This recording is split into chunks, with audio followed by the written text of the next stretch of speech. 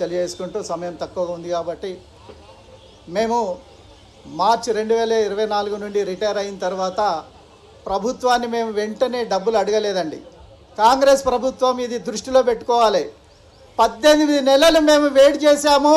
18 నెలలు వెయిట్ చేసిన తర్వాత ఒక్కొక్కరు చనిపోతుంటే మనసు కరిగిపోయి ఆవేదన చెంది ఒక యూనియన్ ఏర్పడ్డాం కరీంనగర్ జిల్లాలో. అది ఈరోజు ఉప్పెనలాగా రాష్ట్రం మొత్తం ఆవహించింది. అలాగే రిటైర్డ్ అయిన ఎంప్లాయీస్ 20,500 దాటి 22,000 మందికి వచ్చారు. ఎవరన్నా మేము హాయిగా ఉన్నామని అన్న వాళ్ళు ఎవరన్నా ఉన్నారా? ఎవరు లేరు. మరి ఈరోజు ప్రభుత్వానికి తెలియదా? మేము మీకు సపోర్ట్ చేస్తేనే ఆ 2% ఓట్లతో మీరు గద్దెనెక్కిన విషయం మీకు తెలియదా? 18 నెలలు మీకు చెవులు లేవా? 72 మంది చనిపోయినా కానీ మా గురించి ఒక్క కాంగ్రెస్ శాసనసభ్యులు కూడా మాట్లాడడం లేదు. మేము వినతి పత్రాలు ఇవ్వలేదా? ప్రతి జిల్లా నుంచి వాళ్ళ ఎమ్మెల్యేకు వినతి పత్రాలు ఇవ్వలేదా? ఎందుకు? మేము చులకనగా కనపడుతున్నాం ఆ రిటైర్ అయినమని? మేము చులకనగా అనుకోకండి. మా ఆవేదన ఆగ్రహం చాలా ఉంది. మేము శాంతియుతంగానే ఉంటాం. ఈ క్రమంలో జనవరి 5వ తేదీన మేము ఎన్నో కార్యక్రమాలు చేసుకుంటూ 18 నెలల తర్వాత చేసుకుంటూ మేము జనవరి 5న అసెంబ్లీ ముట్టడి చేపట్టాం. ఆ అసెంబ్లీ ముట్టడిలో వృద్ధులమైన మేమందరం కూడా మమ్మల్ని ఈడ్చుకెళ్ళి పోలీస్ స్టేషన్లో పెట్టారు. ఆ పోలీస్ స్టేషన్లో మేము ఆవేదన చెందినప్పుడు ఒక సింహం గర్జించింది. ఆ సింహమే మన కాటిపల్లి వెంకటరమణారెడ్డి గారు. అసెంబ్లీలో ఆ రోజు మేము వారు మాట్లాడిన మాటలు మేము విన్నాము. అప్పుడు మాకు మనోధైర్యం వచ్చింది. మా వెంట ఒక సింహం ఉన్నది, ఇక మేము భయపడాల్సిన అవసరం లేదు అని మేము చాలామంది వారిని ఒక్కసారి కలవడం జరిగింది. మేము అంతకుముందు కూడా వారిని ఎప్పుడు కలవలేదు. మా పరిస్థితులను చూసి, మా ఆవేదనను చూసి, మా బాధలను చూసి వారు ఆ రోజు మా కోసం మాట్లాడితే మాకు చాలా ఆనందం కలిగింది సార్. నిజంగా చెప్తున్నాను. ఇది మా గుండెలన్నీ కూడా అవిసిపోయిన సమయంలో మీరు మాకు నీళ్లు చల్లినట్టు, మేము ఎడారిలో ఓయాసిస్ లాగా మీరు మాకు కనిపించారు. ఇది వాస్తవమా కాదా? ఎంప్లాయీస్ అందరు చెప్పండి. మనము వెంకటరమణారెడ్డి సార్ మన వెనుక ఉన్నారన్న తర్వాతనే మనకు ధైర్యం వచ్చింది. వారు మనం ఇంటికి తర్వాత మనం వారి ఇంటికి పోయినాము. అయినా వారు చెప్పారు, నేనేదో ఆషామాషిగా చెప్పలేదు, మీ బాధలన్నీ చూసిన తర్వాతనే నేను చెప్పాను. మీకు మార్చి 1వ తారీఖు వరకు రాకపోతే నేను నిరాహార దీక్ష చేస్తానని వారు చెప్పడం జరిగింది. అదేవిధంగా ఈరోజు వారు ఈ కార్యక్రమాన్ని చేపట్టారు. నిజంగా చెప్పాలంటే మరి మన ఎంపీ గారు చెప్పారు, ఈటెల రాజేందర్ సార్, వాస్తవంగా మన దాంట్లోనే మన ఐఏఎస్ ఆఫీసర్స్ చాలా తప్పు ఉంది. నా కింద పనిచేసిన తోటి ఉద్యోగస్తుడు చనిపోతున్నాడు అని అంటే వాళ్ళకు సిగ్గు శరం లేదా? వాళ్ళు రాజకీయ నాయకులకు చెప్పలేరా? మా ఉద్యోగస్తులు అయినప్పుడు మీరు కూడా ఎందుకుంటున్నారు? రేపు మీ పరిస్థితి కూడా అదే విధంగా ఉంటుంది కదా. మీకు కేంద్రం ఇస్తుంది కావచ్చు, కానీ నేను ఒక గ్రూప్ 1 ఆఫీసర్గా నేను నిజాయితీగా మెదక్ జిల్లాలో పనిచేసి రిటైర్ అయినా. నాకు ఒక ఇల్లు లేదు, 2 పిల్లల పెళ్ళిళ్ళు ఉంది. నేనేమనుకున్నా, నేను రిటైర్ అయిన తర్వాత నా పిల్లల పెళ్ళిళ్ళు చేసుకుంటా, నా ఇల్లు ఓ చిన్నదో పెద్దదో కట్టుకుంటా అనుకున్నా. ఏమైంది? మనీ వాల్యూ తగ్గిపోతుంది. ఈరోజు 2024 ఏప్రిల్లో రిటైర్ అయితే నాకు మొన్న జీపీఎఫ్ పడితే అది వచ్చిన 3 లక్షలు నాకు ఏం సరిపోతాయి? 22 నెలలు గడిచింది. మనీ వాల్యూ ఎంత తక్కువైతుంది? ఆనాడు ఉన్న 40 లక్షల ఇల్లు ఈరోజు 80 లక్షలే కూర్చుంది. ఆ రోజు ఉన్న బంగారం 75,000 ఈరోజు 1,50,000 అయింది. ఆ రోజు ఏది ఇంట్రెస్ట్లు కూడా కనీసం మేము ఇంట్రెస్ట్ బ్యాంకులో వేసుకున్నా కానీ నెలకు 25,000, 50 లక్షలు యావరేజ్గా వచ్చిన నాకు 0.5 ఓన్లీ 50 పైసల వడ్డీ వేసుకుంటే నెలకు 25,000 రూపాయలు వచ్చేటి. నేను ఎంత లాస్ అయినా 22 నెలలు అంటే దాదాపు 10-15 లక్షలు లాస్ అయినా. పోనీ లాస్ అయినాం, ఏదో ఒకటి దేవుడు ఎరుగు. మరి ఇప్పటికైనా నాకు డబ్బులు వస్తాయా?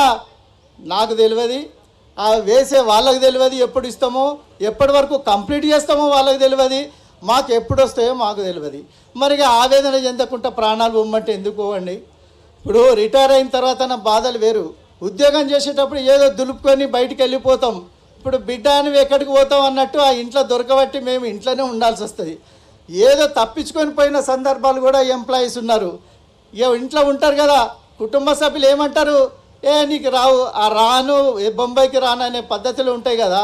మా అమ్మాయి డ్యాన్స్ చేస్తుంది, నీకు రావు, మీ పెన్షన్ బకాయిలు రావు అని. అంటే ఆ పరిస్థితులలో ప్రభుత్వం ఉంది.